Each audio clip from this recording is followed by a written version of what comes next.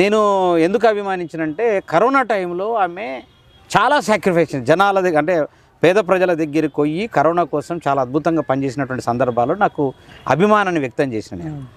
అయితే ఇయ్యాల వచ్చినటువంటి స్టేట్మెంట్ని చూసుకుంటే మీరు సినిమా చూడండి 500 రూపాయల టికెట్ ఎట్లా పెంచుతారు?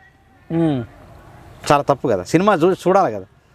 ఆ సినిమా ఎలాంటి సినిమా, ప్రజలకు ఉపయోగపడే సినిమానా, ప్రజలకు ఏమైనా అక్కెర వస్తుందా అని చెప్పేసి అనుకోనే కదా 500 రూపాయలు పెంచాలా.